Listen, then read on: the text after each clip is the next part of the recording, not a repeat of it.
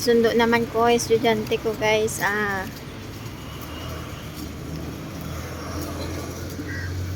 Ang init, sobra. Tingnan nyo ang araw, nagabalaag. Nandiyan yung school niya, oh.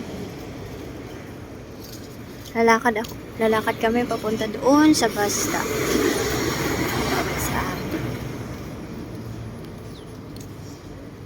Ano siya, nag-merinda.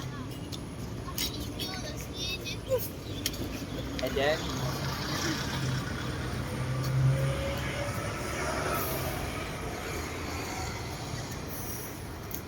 Ang mga building ito eh.